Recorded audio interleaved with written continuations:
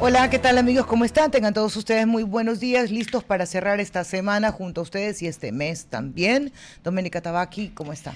María Fernanda Perrones, amigos Radio Escuchas, buenos días. Una nueva semana, casi ya a finalizar el mes, ya con la campaña electoral, promulgando el sí. No he oído la del no, solamente la del sí. De hecho, no deberíamos escuchar todavía ninguna, porque la campaña todavía no inicia. Pero bueno, la escuché, le cuento, cuando venía en la radio, en una estación de radio, no me acuerdo cuál, cuando venía. Era gran propaganda por el sí y... creo que no va a haber por el no a la larga. Sí hay, de hecho hay inscritos, lo que no hay... No, pero bueno, es que todavía no se puede. Es que si alguien está pasando publicidad, eso se llama campaña adelantada y debería de cajón entrar el Consejo Nacional Electoral. Ojo, porque le escuché. No debería, todavía eso comienza el 1, salvo que yo esté equivocada. Según yo es el 1 que comenzamos, ¿verdad? Porque a son mí me llamó 13 la atención días. También, sí. Pero en todo caso, sí, y yo veo con la curiosidad de que si habrá o no alguna publicidad también por el no. Porque... Sí, hay 33 organizaciones que se han agrupado, se han organizado por el no. El Consejo Nacional Electoral ya dio un poco las listas. Tiene usted ahí, por ejemplo, a la CONAIE, tiene la Revolución Ciudadana, no sé qué pasó en esa pregunta específica, pues estaba medio enredado, la posibilidad era para ciertas preguntas y otras no, pero también tiene gremios como la UNE también, porque hay que recordar que no es única y exclusivamente para organizaciones o partidos políticos o movimientos, sino también en cuanto a la representación social. Entonces, claro, y por otro lado, perdón, para sumar un poco lo que usted dice, por otro lado, así como habrá campaña por el sí, campaña obviamente por el sí, y campaña por el no, también oficialmente ya se conoce por parte de la Revolución Ciudadana que Luisa González será su candidata, su cabeza, digamos, para lo más visible, para la lista de asambleístas constituyentes que si se prueba, pues no, sí, pero a mí me parece que es un poco adelantado hablar de la candidatura cuando no tienen una definición al respecto de la consulta los ecuatorianos de manera general. Claro, desde la semana pasada, cuando ya hemos bajado la atención y la información en relación a esta paralización que duró más de 31 días, comenzamos a hablar de esta consulta popular, de lo que puede ocurrir, de qué es lo que se va a preguntar. Hay un par de encuestas que se han presentado y aquí viene no sé si puede ser anecdótico o lo que refleja muy bien lo que es el Ecuador. Creo que es la del CIES, que menciona que el 70% de los ecuatorianos votará afirmativamente para una nueva constitución, pero a esos mismos que están a favor de una nueva constitución les preguntan si creen que eso cambiaría la situación del país y el 59% dice que no, que eso no cambiaría la situación del país. Entonces sí, pues... ¿Qué laguna sí. hay sobre la información que se está dando entonces? Porque no está calando en los ciudadanos el por qué votar sí, porque en parte es no solamente para las otras 3 o 4 preguntas, sino justamente por lo de la constituyente, que es lo que el mensaje del gobierno ha sido, que va con esa constitución nueva a poder gobernar y cambiar todo lo malo que está sucediendo en el Ecuador. Yo pienso, especulo, porque yo no soy experta en esto, en los foros, en los focus group que se pregunta, pienso que la ciudadanía dice, pues bueno, ya vamos a probar, si dicen que esto es lo que va a cambiar el país, pero yo creo que no, pero por si acasito te voy a decir que sí. Y en esa línea yo encuentro por ahí contradicción de las declaraciones del líder social cristiano, del abogado Jaime Nebot. Fue en Machala la convención, no sé, y eso quería preguntarle, sí, ¿dónde fue la convención en la que en Tarima, muy vieja escuela, ¿no? En política, se da este discurso, el alcalde, como siempre, lúcido en todas sus exposiciones, el exalcalde Jaime Nebot, y elocuente como él siempre ha sido en su discurso. Pero decía que yo encontraba algo de contradicción, porque si bien la declaración que hace va más o menos en este orden, no voy a copiar lo que dijo, voy a intentar resumir nada más. Dice que las constituciones pueden refundar o también pueden refundir, ¿cierto? Hay coincidencia con eso. Y lo hizo con tan buen énfasis para que esto quedara flotando.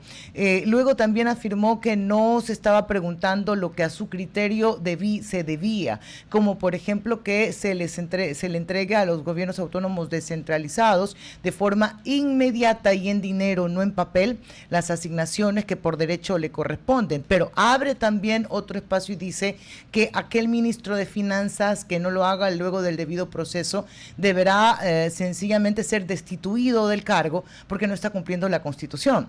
Pero hasta ahí bien, no es nada nuevo que no haya dicho el Partido Social Cristiano, incluso ellos militares aprobaron una ayer.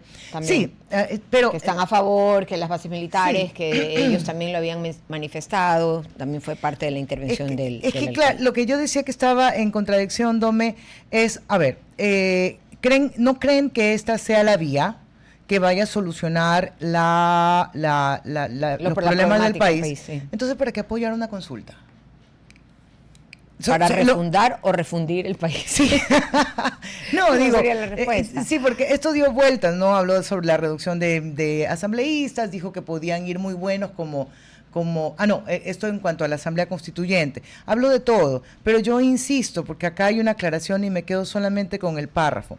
Como demócratas, ese es el cuarto, como demócratas, aunque nos ratificamos en que no es la vía adecuada, votaremos a favor de que se convoque una asamblea constituyente.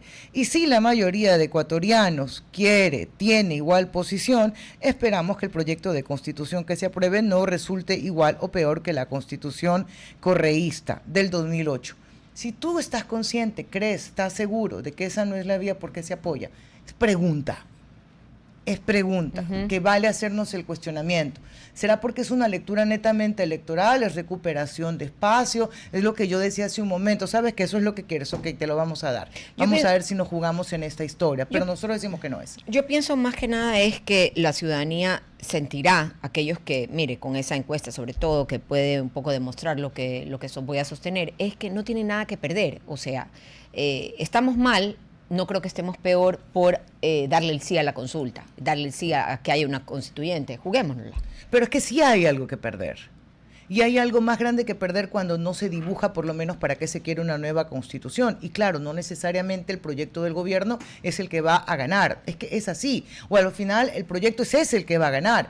Sí hay que perder cuando no hay claridad en eso, una. Segundo, sí hay que perder cuando en esta nueva posibilidad te gastas 200 millones de dólares. Pero lo más grave, y que lo dijo también el abogado Jaime Nebot, como lo han dicho algunos que se oponen a esta constitución, es que en esa historia te llevas un año de parálisis. O sea, yo creo que sí hay que perder, si vale la pena mantenernos como estamos ahora o arriesgar esa posible pérdida. O sea, entenderla como así, por lo menos va a ser una pérdida temporal. Una pérdida tal vez de tiempo, una pérdida económica también si se la suma, pero si usted lo pone en una balanza, yo creo que se inclina mucho más hacia lo que podemos ganar si realmente hay una constituyente y se pueden hacer reformas y cambios que permitan una gobernabilidad, que se permita cambiar los temas de la justicia, que se permita cambiar algunas normas que son importantes para poder salir de la crisis económica y también de seguridad que tiene el Ecuador, Mafer. Mientras no se dibuje hacia dónde se quiere ir, se dé líneas hacia dónde se quiere caminar, para mí es una gran interrogante. Bueno, lo iremos viendo y conociendo también a lo largo de estas semanas hasta que se dé la consulta y luego pues el resultado de la misma. Nos vamos ahora, cuando son las 11:16, a nuestra primera entrevista. Es un gusto para nosotros darles la bienvenida a Esteban Santos. Él es abogado y ya está en pantalla para quienes lo ven y para quienes lo escuchan ya. Para quienes solo nos escuchan ya lo van a oír. Él es decano de la Universidad Hemisferios y vamos a conversar un poco sobre el panorama nacional, la coyuntura, también la situación política de nuestro país. ¿Cuáles serían, Esteban, los principales desafíos políticos que enfrenta el Ecuador en los actuales momentos? El gusto es todo mío y feliz de compartir este espacio.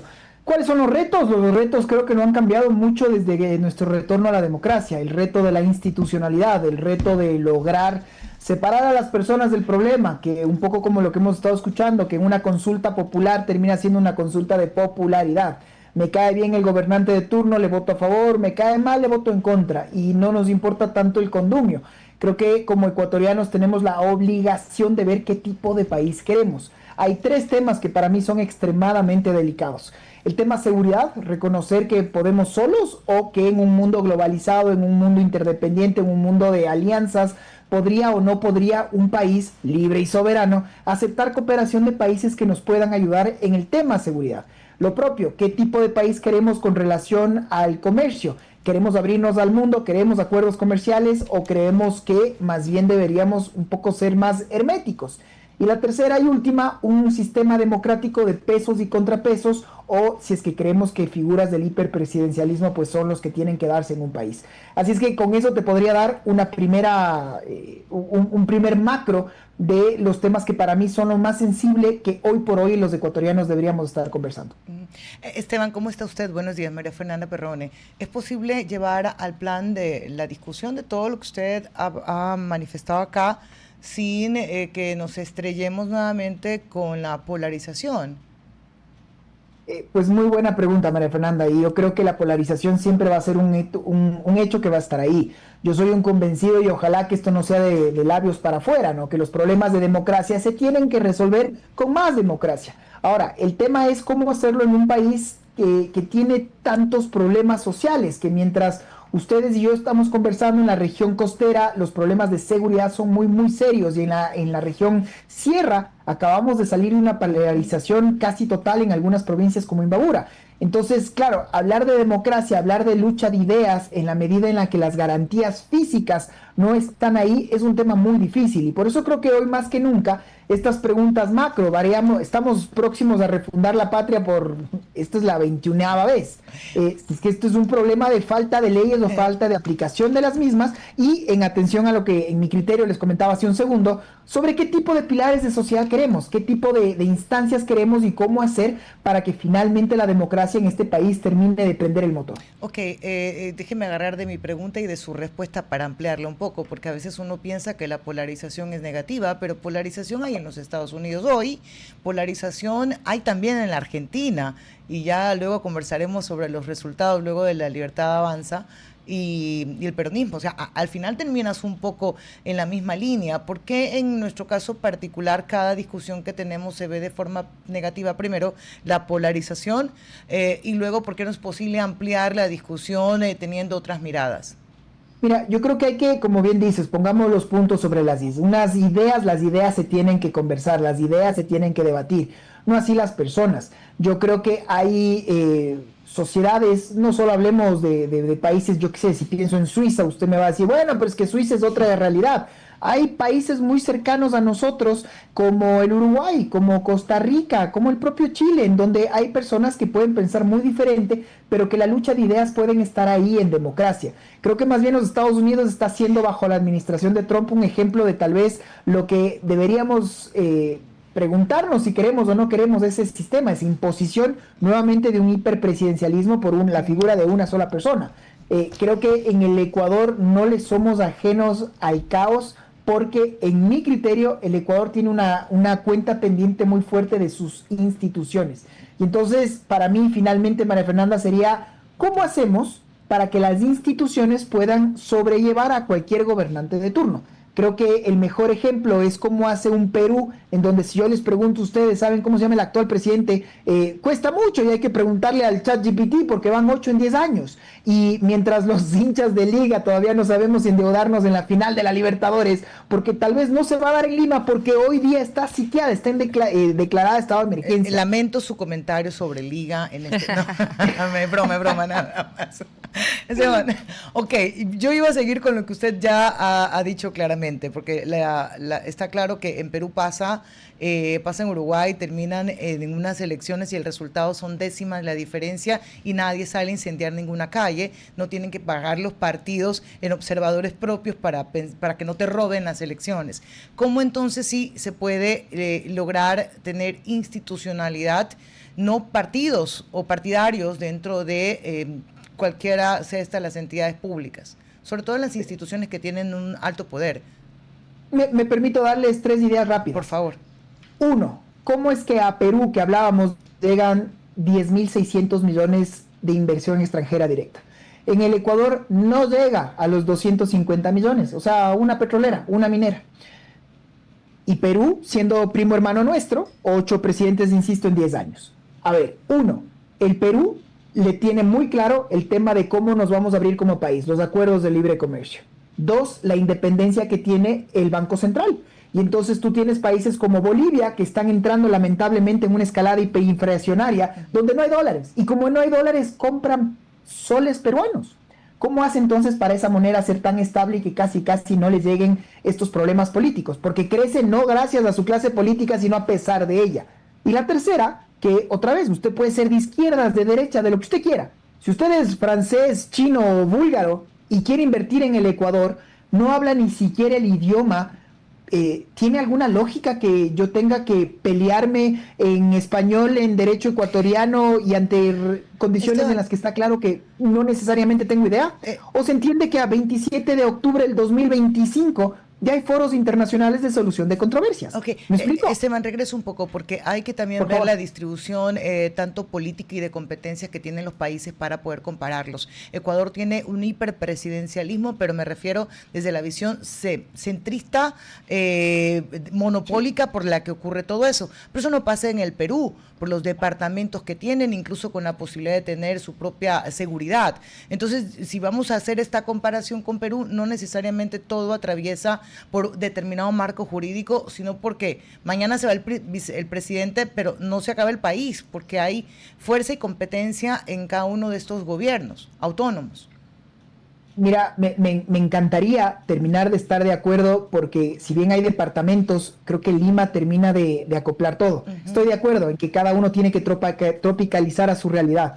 Te hablaba del Uruguay, te hablaba de Costa Rica, te hablaba del propio Chile. O sea, a donde quiero llegar con esto es que las instituciones tienen que ser lo suficientemente fuertes para sobrellevar a ese gobierno, el que sea de turno. Porque la naturaleza de los partidos políticos o del gobernante es querer perpetuarse o querer controlar la mayor cantidad de poder. Y por eso son los pesos y contrapesos. La pelea se da en Francia con un expresidente Sarkozy que está preso primera vez en la vida, sí, o con un Macron que puede estar próximo a salir del gobierno, o la extrema derecha que está ganando mucho auge, o cómo hacemos para que el socialismo del siglo XXI cada vez, creo yo, después del resultado en Argentina, realmente ya está en extinción. Pero, como digo, las ideas tienen que estar ahí siempre presentes. Lo que no se puede dar, lo que no se puede permitir es que esto se dé en caos, que esto se dé en anarquía. Seguro. Y entonces mi conclusión es lo que estaba empezando a decirles, María Fernanda, que es cómo estamos haciendo para fortalecer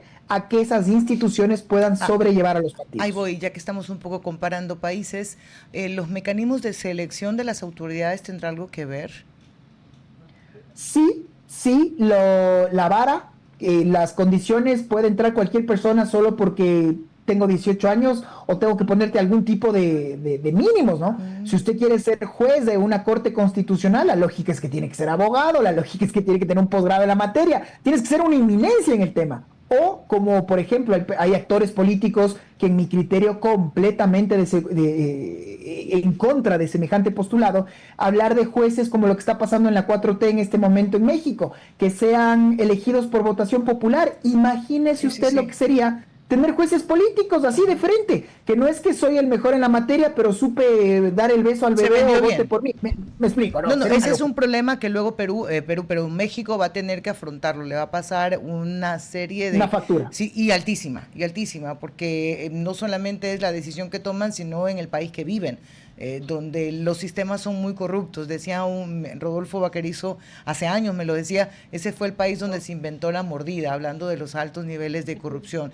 Ahora, me aprovecho un ratito, Esteban, y si tiene, le agradezco que nos sume, porque estábamos hablando de esta, quizás una nueva oportunidad de escribir una nueva constitución, la número 21 y la que sea, y ahí andando, con la posibilidad que sean 22. ¿Qué le sumaría usted a ella para que se pueda comenzar a tener recién institucionalidad en el país? Verás, hay temas como, insisto, creo que tienen que ser debatidos de entrada, ¿no? Se habla, por ejemplo, el Consejo de Participación Ciudadana y Control Social, que no sirve para nada. Yo te digo, sí y no, porque conceptualmente para mí nacieron con una manzana podrida. La manzana podrida es que ustedes van a ser apolíticos, ustedes no pueden pertenecer a ningún grupo y van a tener que escoger pues de manera altruista las autoridades de control del país. Pero me reservo, repito, la manzana podrida, que yo tengo el control político. O sea, el día de mañana tú no votas por el que yo quiero y como encima no tienes institucionalidad o un partido que te apoye, pues yo te saco. Y por eso es que tú ves que en participación ciudadana, pues ser consejero te dura más un partido de fútbol que ser consejero. Ese tipo de cosas es las que yo les quiero decir, Claro. oye, a ver, ¿qué tipo de país quieres? Para ser asambleísta, ¿no? Es que representatividad y puede ir cualquier ecuatoriano. Está bien que cualquier, y perdonen, en quiteño, cualquier hijo de vecina pueda sin más. Preguntas, o tienen que ser personas que tengan algún tipo de preparación en esa rama. O sea, lo que quiero es un debate serio de ideas, en donde digamos por qué las asambleas siempre llegan y terminan con aprobaciones que no llegan al dígito. Sí, entiendo. Entonces lo que decimos es, no, quítenles, que vengan menos. Es de esa la respuesta sin más, porque después van a venir menos que van a tener que responder a lo que le diga el gobernante de turno otra vez, y lo que queremos son pesos y contrapesos. Entonces yo concluiría diciéndote, no nos inventemos el agua tibia, veamos qué está funcionando y qué no funciona en otros países. Tropicalicemos esta idea al Ecuador y terminemos de entender que nuestra fortaleza es esa biodiversidad, el ser tan diferentes en un país tan pequeño. O sea, no puede ser vista como uno de los problemas a erradicar, sino cómo logramos esta convivencia entre personas que queremos lo mejor para el mismo país. Claro, aplica en este caso más no es mejor y menos no es mejor, así necesariamente. Y lo del ejemplo del Consejo de Participación Ciudadana, fantástico, porque incluso se llegaron a quedar sin gente en la banca, porque salieron tantos que no había ni cómo reemplazarlos. Esteban, un abrazo, gracias por iniciar la semana con nosotros. Que tenga buen día. He estado honrado, siempre a sus órdenes. Un saludo. Y hace frío en Quito, porque está bien, sí, el frío está que azota, igual que la calor, como dicen. A ver, las no veo, las no veo. Las 11:29, exactamente. 11:29, momento de la pausa comercial, pero también de darles las recomendaciones que ustedes necesitan cuando se trata de la banca. ¿Cuál es el mejor banco del país? Banco Guayaquil, ese banco que lleva nuestro nombre, nuestro sello de esta ciudad aguerrida, pujante y de grandes emprendedores. Banco Guayaquil siempre está apoyando a los emprendimientos también y con las facilidades de la mejor tecnología, muy rápida, muy amigable y también el servicio al cliente para quienes gustan de ir presencialmente a hacer cualquier tipo de transferencia o transacción bancaria. Banco Guayaquil, el mejor banco del Ecuador, ese banco solidario, ese banco que piensa siempre en ti. Mafer. Sí, pero yo necesito bandita sonora para Póngamele decirlo la con música. más emoción. La ruta de la innovación se vive en grande en el Summit and Fest de Innovatec del 20 al 23 de noviembre. La Universidad Estatal de Milagro UNEMI será el punto de encuentro de la tecnología, el emprendimiento y también de la creatividad. 4 días de conferencias, talleres, ferias, networking y el Gran Fest con artistas como Lennox, Rakim y la Sonora Dinamita. Además, speakers de alto nivel como Yokoi Kenji y Mauricio Hoyos.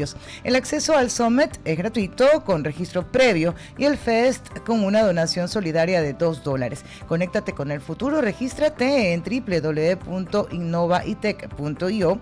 Innovaitech by Foundation Misión Ecuador. RTP 96.5, a la conquista del mundo digital. Presenta sus nuevas instalaciones y tecnología de vanguardia. Renovamos nuestro compromiso de seguir brindando contenido útil y de la más alta calidad. Programas de opinión con referentes de la comunicación. Noticias para contar todo lo que está pasando en todo momento. Una variedad de segmentos con lo que necesitas saber. Y asociaciones internacionales estratégicas. Todo para mantener a nuestra audiencia y seguidores siempre bien informados. Siempre en RTP. Buena compañía. Ok, ya estamos de regreso a las 11:35. 11:35, hoy vamos a tener otra entrevista en breve, pero cuando son las 11:36... Ah, ya son, perdón, usted dijo la hora de 11:35, ya son las 11:36, estoy atrapapelado hoy día. A ver, ¿qué vamos? ¿Qué más vamos? ¿Cómo dice usted? Par cosas. Par cosas. El Diario Expreso, en su página número 2, saca el recuento de la historia del Ecuador en relación a las consultas populares y los referéndums. Ya sabemos que estamos estamos en modo consulta, sí, porque nos toca. Consulta entonces, desde el año 1978, que fue el referéndum de la Junta Militar, y lo dividen en dos columnas, en azul cuando ganó el sí y en no cuando ganó el no. Uh-huh. En rojo cuando ganó el no. Entonces, en la Junta Militar ganó el sí, en la consulta de León Febres Cordero ganó el no, en la de Sixto Durán Ballén eran más de 10 preguntas, pero mayoritariamente pierde en 12. La de Fabián Alarcón ganó en 13 de las 14 preguntas, es decir, ganó el sí, si lo queremos ver de forma relativa. Alfredo Palacio hizo 3 preguntas, en las 3 ganó. Rafael Corresta, le recuerdo claro, fue en mayo del 2011. Yo no me acuerdo de la mayoría, Maffer, qué horror, la memoria qué frágil. Yo creo que a veces el cerebro es muy sabio y como que nos suman un poco, porque al final, más allá de esta evaluación, estos resultados, claro, ya estaba lo de los gallos, los casinos y bla, bla. Más allá de esto, uno dice, a partir de cada consulta, ¿qué tanto me cambió la vida? Sí, ¿qué tanto se mejoró la situación del país? Claro, pero yo ahí le podría abonar que ahora sí vivimos otra realidad. En esas anteriores consultas que usted acaba de mencionar, no había el tema delictivo, el narcotráfico tan afianzado en nuestro país. Dicho sea de paso, ahora, aprovechando el tema del narcotráfico, un gran golpe fue el que este fin de semana dio capturando a una cabecilla en Machala. Dio capturando el gobierno, está también en todas las redes, usted me coge la lengua y yo ahí caigo. Ya. Bueno, a ver, perdóneme. Oiga, sujeto, Futo, ya no me acuerdo. No sé, usted me trajo la noticia. Yo le traje la noticia, bueno, me olvidé en este momento el apodo del señor, el alias, no del señor, del sujeto, el alias, operaba desde Ecuador a Colombia y a México. Una infraestructura que tenía impactante. Es realmente desconcertante ver cómo se ha enraizado todo el tema del narcotráfico en nuestro país, cómo somos puerto abierto para exportar esta droga. Sí, y también a veces espacios muy cómodos cuando no hay control tributario, control de la UAFE, control de la superintendencia de compañías, control del sector inmobiliario, control de inversión. O sea, hay algunas cosas que a nosotros nos ha faltado. ¿No? Claro, porque uno dice cómo sobreviven, cómo no los encuentran. O sea, son mega organizaciones que ahora funcionan así, que ya no es la frontera. Ellos hace mucho tiempo están trabajando de forma, la tecnología les ha ayudado muchísimo. Exactamente, también. A eso iba, la tecnología les ha jugado a favor, a nosotros en contra en ese tema. Lastimosamente a toda la ciudadanía se pueden desplegar, se pueden organizar mucho mejor, pueden hacer todos sus operativos para su beneficio y para la negatividad absoluta de la ciudadanía. Es penoso. Bueno, ese era en el transcurso del programa, hasta que entrevistemos a nuestro siguiente invitado, vamos a poder darles la noticia total. Pero, y de la que usted menciona tiene relación con la Operación Guayaquil, se llama. Sí, y por otro lado hay más militares en la provincia del Guayas. Esta ha sido una decisión que se ha tomado por parte del gobierno nacional, la cúpula militar también, y hay más operativos y hay más fuerza armada desplegada en la provincia, debido pues a zonas móviles también de alto riesgo que hay en Guayas. Así que hay también uniformados con patrullajes de inteligencia y puntos de control. Yo me preguntaba qué parte del plan es este. O sea, ¿cuál es el resultado? Porque o realmente si es una simple reacción a lo que se está dando. No lo sé. No lo sé, Dome. Realmente yo creo que, bueno, a ver, partamos en que en cuanto a la seguridad es muy difícil hablar con libertad sobre las acciones del gobierno. Hay muchas cosas que tienen que ser sigilosas. Vas a alertar a los delincuentes. Y esto no es irme contra mi profesión, pero a veces yo escucho a compañeros anunciar dónde están los operativos. Los operativos no se anuncian. Por favor. Y he visto también que la misma policía o militares piden cobertura anunciando los lugares donde van a estar. O sea, eso me parece delicadísimo porque la idea es luchar contra. Me parece positivo que estén. Hoy hacíamos una cobertura de la presencia en el sector PECA, de alto movimiento comercial, es un mix ese lugar, desarrollo, tienes tránsito, no, es una cosa increíble el desarrollo de PECA. Y ahí habían comenzado justamente esta operación. Lo que me extrañó es no ver un trabajo compartido, colaborativo con ATM y con Segurep. Claro, como que No, que están en su derecho a hacerlo, ¿no? Pero solamente están se los pueden entes del apoyar. gobierno y no, Sí, no nada más. apoyándose con las instituciones de la Yo ciudad. espero que tenga una respuesta técnica, no una respuesta personal. Política. Mapper, capturado el objetivo de alto valor, A ver, decía esté hace un instante, el sujeto se llama Simón Agapo y es alias El Tunco. Yo creo que le dije, no sé qué le dije, pero bueno, El Tunco. Delincuentes presuntamente vinculados a actividades de narcotráfico, que fue capturado por la Policía Nacional hoy en Rocafuerte y ok. fue tras Rocafuerte en Manaví, ¿no? Sí, sí, señora. Y fue, no en la calle Donde están Rocafuerte, los dulces deliciosos. Deliciosos. Bueno, este señor, Mira cómo guardo este relación hombre, yo. este sujeto fue trasladado inmediatamente a La Roca y todas las operaciones de narcotráfico que decía son Mira. confirmadas. México y Colombia, desde aquí, desde Ecuador. Algo que me llamó la atención, pero debo ser honesta, que no le he dado toda la lectura que amerita hacerlo, el Consejo Noruego de la Paz anunció la cancelación de la ceremonia de entrega del Premio Nobel de la Paz a la opositora, a la opositora venezolana María Corina Machado. Esta decisión fue tomada el 24 de octubre. Ah, Según caramba. el comunicado, la medida responde a que el acto no estaba alineado con los valores institucionales del Consejo, aunque el premio se mantiene vigente. Qué cosa más, Sí, más y- extraña, y- parece una sopa de letras eso. Qué oiga. falta de prolijidad también la mía en no averiguar el porqué. O sea, No, Mafe, que no está. y no se ha difundido esa noticia. Mire que fue a la inversa cuando se la... Fue el boom. Sí, cuando se hizo la llamada dándole a conocer a María Corina Machado, que era la ganadora del Premio Nobel de la Paz. Eso pues trascendió todas las fronteras por medio de la tecnología y ahora eso de ahí, yo ir revisando las noticias no me salió. Usted la verdad es que es un ratón del internet. Pero mediocre, porque Iba a debía decir- haber tenido. Le iba a decir un ratón de información. biblioteca, como decíamos en mi generación, pero no, eso ahora un Yo, ratón de internet. Oiga, ya ves, esta es la segunda semana que no se da el espacio de vocería de la vocera Sí, del gobierno. hay muchos memes que la están buscando, que dónde está. Ah. No sé qué tan bien nos va a ir a nosotros en el ejercicio de la vocería. Ya lo intentó también el presidente Guillermo Lasso, con Carlos Gijón, periodista reconocido, años de trayectoria, y al final terminaron retirando la figura. Pueden ser casos diferentes, pero me voy al punto. ¿Funciona o no funciona la vocería en Ecuador? Mire, si el Ajá. vocero, pienso yo, no tiene toda la información, no tiene toda la documentación, no tiene todo el bagaje que se necesita de cada tema del país por el que va a dar la cara y va a estar con los medios de comunicación, no va a tener ningún peso. Ok. Recordemos el gran vocero que era en la época de la Revolución Ciudadana, no gran vocero porque era un buen vocero, sino el gran vocero porque era el único vocero que había, que era Rafael Correa.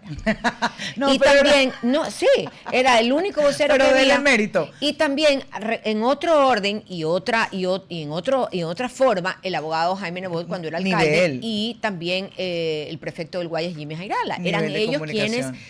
quienes daban la cara y si usted les podía preguntar absolutamente de todo, iban a manejar toda esa información. Me quedo con el abogado Nebot y con Jimmy Jairala. con Rafael Correa, Ah, que Rafael tenían Correa. una cantidad de información, pero salían al paso y tata, y luego podías ir a revisar y generalmente siempre Marcaban estaban la agenda acertados. de la semana en No, las y noticias. le daban la línea de una vez a los voceros, porque luego de la intervención del sábado eterno de la sabatina, que era ya una cosa fastidiosa, parecía agresiva. Sí. Tú tenías... No parecía, Mafer, era agresiva. Agresiva en cuanto al contenido, indiscutible, pero agresiva contra el trabajo periodístico que tenías que clavarte 4 horas de Ajá, en historia el ese aspecto, sábado, claro, yo sí me acuerdo que usted lo aguantarte decía. todo. Y yo decía, por Dios, Sí. qué abuso, eso pudo haber sido un comunicado. Pero era justamente porque él quería marcar la agenda y él tenía el Ya, conocimiento pero menos de los hora, no temas. friegue. Y de igual manera pasaba con el municipio de Guayaquil y la prefectura, que daban a conocer, daban la información Sí. y con eso pues todos los medios de Y- comunicación podían trabajar. Y fíjese, lo curioso ahí era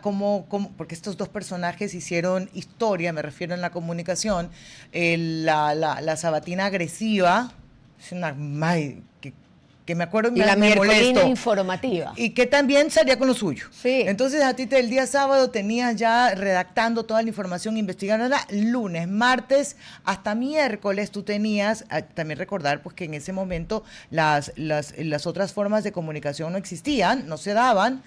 Y el día miércoles arrancaba el abogado Jaime Nebot con su respuesta que nos tenía jueves y viernes a la espera el sábado para la continuidad de la novela. Pero conseguían su objetivo, que era nos marcar hablando, la agenda sí. informativa. Sí. Sí, 11:46, damos la bienvenida rápidamente a nuestro siguiente invitado, el economista Mateo Núñez Altamirano, analista político y económico.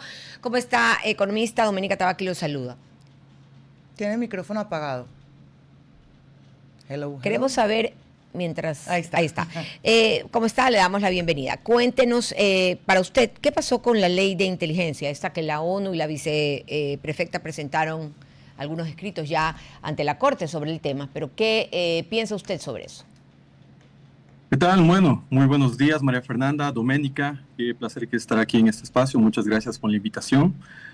Bueno, en primer lugar hay que centrar las aristas, dado que en este caso la viceprefecta de Imbabura ya se ha hecho notar con respecto a esta disposición. Ella también se vio afectada según lo que pudo comunicar.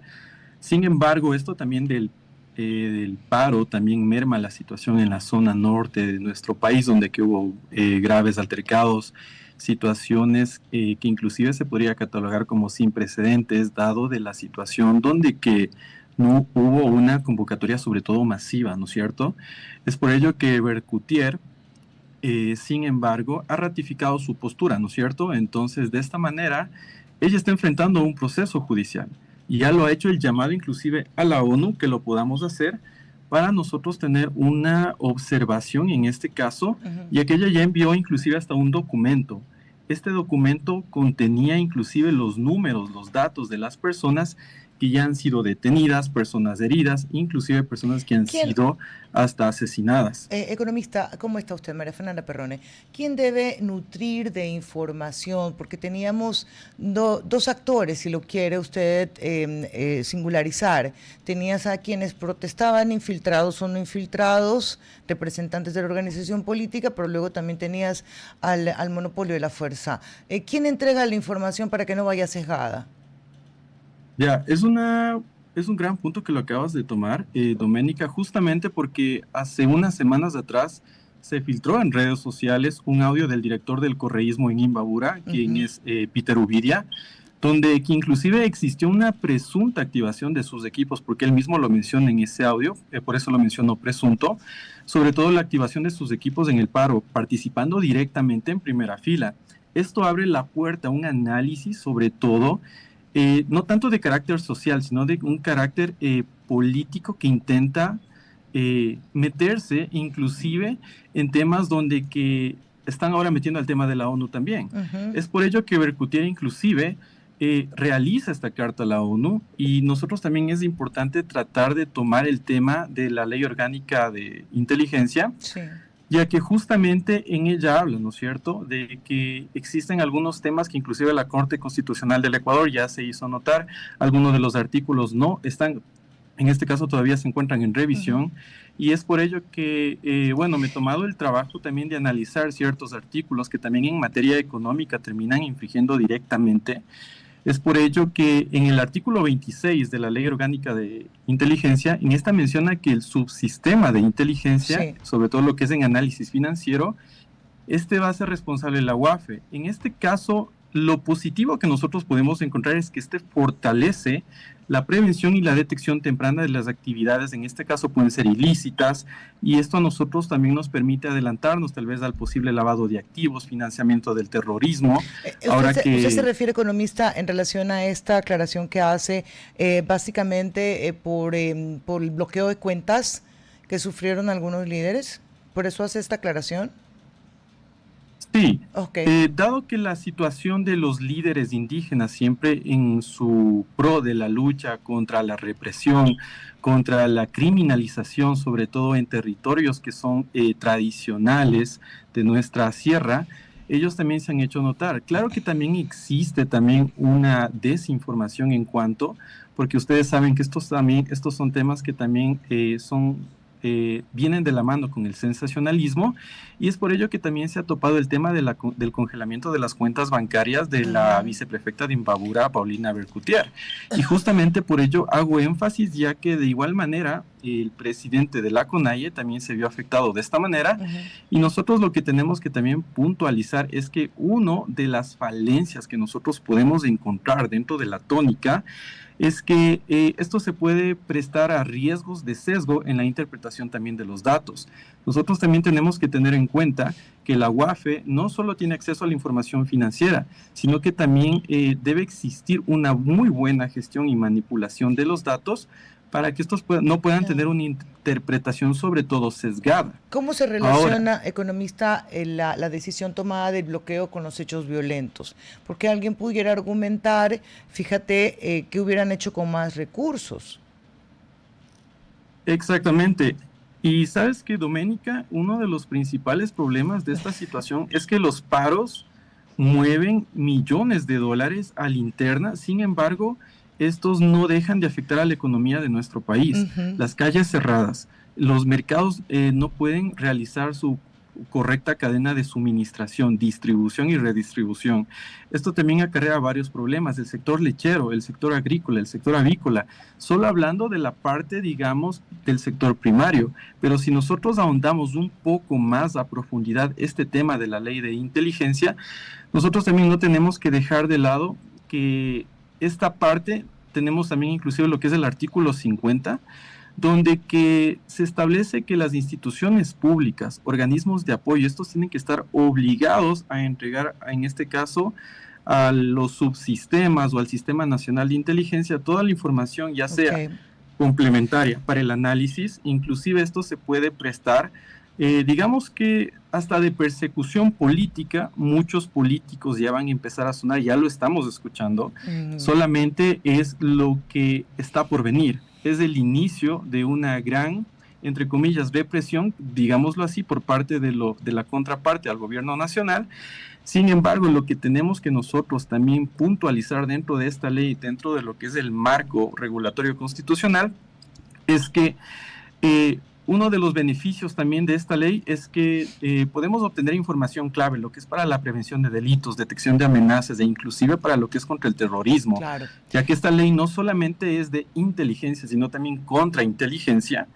Y obviamente todo lo bueno también tiene su cola que le pisen, y es por ello que desde una forma constitucional podríamos decir que existe un riesgo de acceso a la información. Esto puede afectar inclusive a los derechos fundamentales de la privacidad. Nosotros podemos decir, inclusive el público que nos está escuchando ahora mismo puede decir: el que nada debe, nada teme, y tiene toda la razón. El problema es que ahora venimos a una parte también de la parte de la persecución, y es justamente que el artículo 53 de la ley lo que busca es apaciguar esta situación. Luego de mandarnos todo lo que nos van a analizar, con el artículo 53 lo que buscan es apaciguar de tal manera que, enviando un mensaje, al menos en el papel, ¿no?, que la ley establece límites claros para proteger los derechos individuales, pero sin embargo te voy a auditar y también te voy a revisar también tu información a través de las redes de comunicación también. Economista, queremos agradecerle por haber estado con nosotros esta mañana. Tenga usted un buen día. Un gusto, un placer. Gracias. Excelente día. El economista Mateo Muñoz Altamirano estuvo con nosotros. Una lectura compartida sobre la ley de inteligencia, pero también relacionada a las manifestaciones durante 31 días. Doménica. Este paro, qué barbaridad. Pero bueno, el paro paró. Pero me salgo un poco del tema para hacer una consulta. Tiene 5 segundos. A ver, ¿es correcto pagarle a un hijo porque colabore arreglando el dormitorio, yendo a botar la basura, limpiando la casa? Para mí no es correcto. No, es ¿verdad? parte de sus obligaciones. Su colaboración. De vivir en casa. Sí, pues es parte. Y a toda edad deben de tener una responsabilidad. A toda edad. De acuerdo. Tengo un video de la niña Eleonor aspirando los muebles. Nada. Y no me la vaya a premiar con comida ni con helado. No, eso también. Sí, hay una relación. Sí. Me decían, pero si le estás pagando, ¿y pagando por qué? No, si es parte de su colaboración a la casa. Parte de vivir en comunidad. Sí, y más si está ligado a la limpieza, eso tiene que ir fundamental conmigo. Así es, excelente me parece, excelente. Pregúntese la remuneración va a ser que ayudó a su mamá, que ayudó a todos en la casa y que va a dejar un lindo y muy bonito ambiente, y muy limpio. Nos despedimos, se fue el programa rapidísimo hoy día. Lunes, esta semana se va a ir así. Sí, y tenemos feriado además. Bueno, eso ya lo conversaremos. Gracias y hasta el día de mañana. Hasta aquí, Cuarto Piso. Control Master Marisela Basantes. Transmisión digital Gerardo Díaz. Coordinación de entrevistas Diana Raimondi. Redes sociales Erika Eras. Edición Oscar Saavedra. Dirección Javier Gamboa. Todos los derechos reservados. RTP 2025.